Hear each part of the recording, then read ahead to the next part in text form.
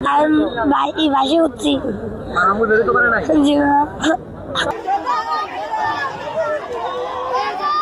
পদ্মা নদীর বুকে ঘটে যাওয়া মর্মান্তিক বাস দুর্ঘটনায় উঠে এসেছে এক হৃদয় বিদারক গল্প, একজন মায়ের শেষ ত্যাগ আর এক শিশুর বেঁচে ফেরার বেদনার ইতিহাস।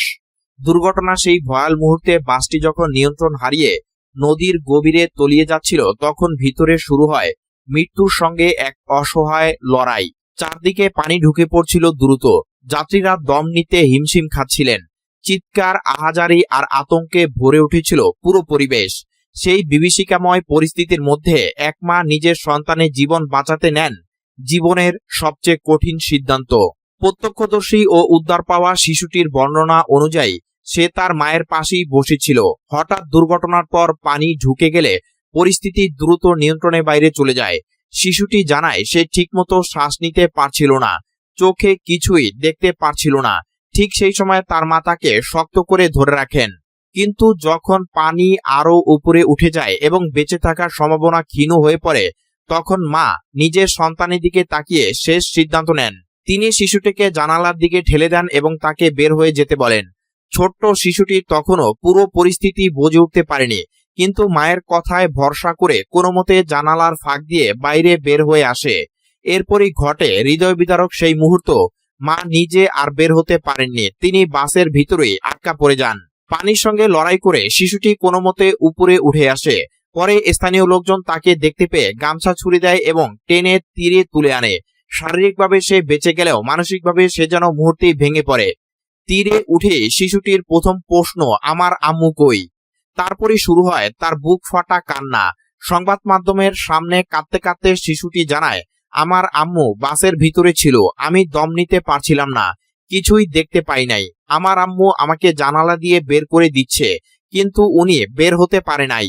এই কথাগুলো শুধু একটি ঘটনার বর্ণনা নয়, বরং একজন মায়ের নিঃস্বার্থ ভালোবাসার জীবন্ত প্রমাণ।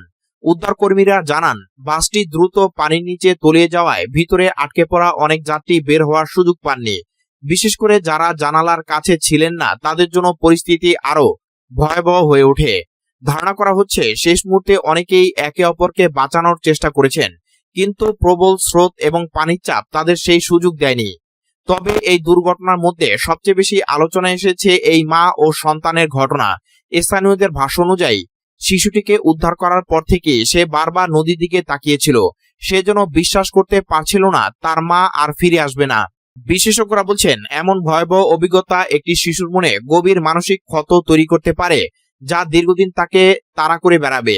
এই বয়সে নিজের চোখের সামনে মাকে হারানোর স্মৃতি সহজে মুছে যাওয়ার নয়। এই ঘটনাটি আবারও প্রমাণ করে মায়ের ভালোবাসার তুলনা পৃথিবীতে আর কিছু দিয়ে হয় না। নিজের জীবন বিপন্ন জেনেও একজন মা সন্তানের জীবন বাঁচাতে দ্বিধা করেন না। বর্তমানে উদ্ধার অভিযান অব্যাহত রয়েছে, তবে জীবিত উদ্ধারের আশা ক্রমেই ক্ষীণ হয়ে আসছে।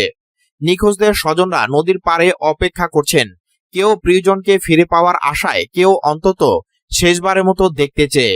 এদিকে শিশুটি এখন স্বজনদের কাছে রয়েছে, তবে তার মুখে একটাই কথা, আমার আম্মু আসবে। কিন্তু বাস্তবতা নির্মম। এই ঘটনা শুধু একটি দুর্ঘটনা নয়, এটি এক মায়ের শেষ ভালোবাসার গল্প। তিনি নিজের জীবন দিয়ে সন্তানের জীবন রক্ষা করেছেন। শেষ পর্যন্ত বলা যায় সেই মা হয়তো আর নেই, কিন্তু তার ত্যাগ চিরদিন বেঁচে থাকবে তার সন্তানের প্রতিটি নিঃশ্বাসে, প্রতিটি জীবনে। মা হারিয়ে গেছে পদ্মার গভীরে, কিন্তু তার ভালোবাসা ডুবে যায়নি। শহীদ শরীফ ওসমান বিন হাদি হত্যা মামলায় ভারতে গ্রেফতার ৩ জন আসামিকে দেশে ফিরিয়ে আনতে বাংলাদেশ সরকার আনুষ্ঠানিক অনুরোধপত্র পাঠিয়েছে। স্বরাষ্ট্রমন্ত্রী সালাউদ্দিন আহমেদ বলেন, স্বরাষ্ট্র মন্ত্রণালয় আনুষ্ঠানিকভাবে গ্রেফতারি পরোয়ানার সংযুক্ত অনুরোধপত্র পররাষ্ট্র মন্ত্রণালয়ের মাধ্যমে পাঠাচ্ছে, যাতে এক্সট্রাডিশন চুক্তি অনুসারে আসামিদের আইন অনুযায়ী দেশে হস্তান্তর করা হয়। স্বরাষ্ট্রমন্ত্রী এই তথ্য জানান মহান স্বাধীনতা ও জাতীয় দিবস উপলক্ষে বৃহস্পতিবার সকাল 7টায় রাজারবাগ পুলিশ লাইন্স পুলিশ স্মৃতিসৌধে শ্রদ্ধা নিবেদন শেষে। এ সময় পুলিশ মহাপরিদর্শক মোহাম্মদ আলী হোসেন ফকির সহ ঊর্ধ্বতন পুলিশ কর্মকর্তারা উপস্থিত ছিলেন। তিনি জানান, হত্যাকাণ্ডের মামলার তদন্ত চলছে। একবার চার্জশিট দেওয়া হয়েছিল, তবে সম্ভবত নারাজির কারণে পুনরায় তদন্ত চলছে। ভারতের পুলিশ ইতিমধ্যে প্রথমে 2 জন এবং পরে আরেকজন আসামিকে গ্রেফতার করেছে। বাংলাদেশের দূতাবাস ডিপ্লোম্যাটিক চ্যানেলের মাধ্যমে অনুরোধপত্র পাঠিয়েছে, যাতে আসামিদের দেশে ফিরিয়ে আনা যায়। অন্য প্রশ্নের জবাবে স্বরাষ্ট্রমন্ত্রী বলেন, মিরপুর থেকে ডিজিএফ এর সাবেক মহাপরিচালক খালেদ মামুন আটক সংক্রান্ত তথ্য তিনি এখনো নিশ্চিত নন। এছাড়া সুইজারল্যান্ডের রাষ্ট্রদূতের সঙ্গে পুলিশ সংস্কার বিষয়ে আলোচনা হয়েছে, যেখানে বাংলাদেশ পুলিশের মানোন্নয়ন, ক্যাপাসিটি বিল্ডিং ও ট্রেনিং এর জন্য আন্তর্জাতিক সহায়তা নেওয়া হবে। উল্লেখ্য, শরীফ ওসমান বিন হাদি হত্যা 2025 সালের ডিসেম্বর মাসে ঢাকায় সংঘটিত হয়। মামলার প্রধান আসামি ফয়সাল করিম মাসুদ সহ অন্যান্যদের ভারতের পশ্চিমবঙ্গ থেকে গ্রেফতার করা হয়েছে। তাদের ফেরত আনার প্রক্রিয়া দ্বিপাক্ষিক চুক্তি অনুসারে চলছে। পবিত্র ঈদ উল ফিতর উপলক্ষে সরকারি বরাদ্দ 10 লাখ টাকা ব্যয়ের বিস্তারিত তালিকা প্রকাশ করেছেন কুমিল্লা 4 আসনের সংসদ সদস্য হাসনাত আব্দুল্লাহ। মঙ্গলবার রাতে সামাজিক যোগাযোগ মাধ্যমে দেওয়া এক পোস্টে তিনি এই তথ্য তুলে ধরেন। পোস্টে জানানো হয়, দেবিদ্বার উপজেলা দুস্থ ও সুবিধাবঞ্চিত মানুষের মাঝে মানবিক সহায়তা হিসেবে বরাদ্দকৃত পুরো অর্থ সঠিকভাবে বিতরণ করা হয়েছে। 15টি ইউনিয়ন ও একটি পৌরসভার মোট 144টি ওয়ার্ডে এই সহায়তা পৌঁছে দেওয়া হয়। প্রকাশিত তালিকা অনুযায়ী 1000 মানুষকে 1000 টাকা করে মোট 10 লাখ টাকা দেওয়া হয়েছে।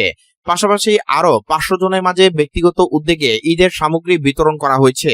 একই তালিকায় সব তথ্য সংযুক্ত থাকায় সম্পূর্ণ তালিকায় উন্মুক্ত করা হয়েছে। ব্যক্তিগত তথ্যের নিরাপত্তা নিশ্চিত করতে জাতীয় পরিচয়পত্র নম্বর ও মোবাইল নম্বর আংশিক গোপন রাখা হয়েছে, তবে প্রশাসনিক প্রয়োজনে তথ্য যাচাইয়ের সুযোগ রাখা হয়েছে। হাসনাত আব্দুল্লাহ জানান, এই বরাদ্দ বিতরণে কোনো রাজনৈতিক পরিচয় বিবেচনা করা হয়নি। প্রতিটি ওয়ার্ডের সবচেয়ে অসহায় ও সুবিধাবঞ্চিত মানুষের কাছে সহায়তা পৌঁছে দেওয়ার চেষ্টা করা হয়েছে। তিনি আরো বলেন, সব সুবিধাবঞ্চিত মানুষকে এই সহায়তায় আওতায় আনা সম্ভব হয়নি। সরকারি বরাদ্দের মাধ্যমে 1000 এবং ব্যক্তিগত উদ্যোগে আরো 500 জন সহায়তা পেয়েছেন। ফলে অনেক মানুষ এখনো এই সহায়তার বাইরে রয়ে গেছেন। এই উদ্যোগকে স্থানীয়ভাবে স্বচ্ছতা ও জবাবদিহিতার একটি ইতিবাচক দৃষ্টান্ত হিসেবে দেখা হচ্ছে। নতুন সরকারের দায়িত্ব নেওয়ার 1 মাসের মধ্যে প্রশাসনে বড় ধরনের রদবদল আনা হয়েছে। একযোগে 12টি মন্ত্রণালয় ও বিভাগে নতুন সচিব নিয়োগ দেওয়া হয়েছে। পাশাপাশি প্রত্যাহার করা হয়েছে 5 জন সচিবকে। বুধবার রাতে জনপ্রশাসন মন্ত্রণালয় থেকে জারি করা পৃথক প্রজ্ঞাপনে এই তথ্য জানানো হয়। প্রজ্ঞাপন অনুযায়ী প্রবাসী কল্যাণ ও বৈদেশিক কর্মসংস্থান মন্ত্রণালয়ের সিনিয়র সচিব ডক্টর মোহাম্মদ নিয়ামতুল্লাহ ভুইয়াকে পরিকল্পনা কমিশনের সদস্য করা হয়েছে। একইভাবে অবসরপ্রাপ্ত কর্মকর্তা এস.এম. এবাদুর রহমানকে 1 বছরের জন্য চুক্তিভিত্তিকভাবে অর্থনৈতিক সম্পর্ক বিভাগের সচিব পদে নিয়োগ দেওয়া হয়েছে। বেসামরিক বিমান পরিবহন ও পর্যটন মন্ত্রণালয়ের সচিব নাসরিন জাহানকে পরিকল্পনা কমিশনের সদস্য হিসেবে দায়িত্ব দেওয়া হয়েছে। জাতীয় সংসদ সচিবালয়ের সচিব কানিস মাওলাকে বাস্তবায়ন ও পরিবীক্ষণ ও মূল্যায়ন বিভাগের সচিব করা হয়েছে। এছাড়া স্বরাষ্ট্র মন্ত্রণালয়ের অতিরিক্ত সচিব মোহাম্মদ দেলার হোসেনকে মৎস্য ও পানি সম্পদ মন্ত্রণালয়ের সচিব, শ্রম ও কর্মসংস্থান মন্ত্রণালয়ের অতিরিক্ত সচিব ফাহমিদা আক্তারকে বেসামরিক বিমান পরিবহন ও পর্যটন মন্ত্রণালয়ের সচিব এবং স্থানীয় সরকার বিভাগের অতিরিক্ত সচিব কাজী আনোয়ার হোসেনকে তথ্য ও যোগাযোগ প্রযুক্তি বিভাগের সচিব হিসেবে নিয়োগ দেওয়া হয়েছে।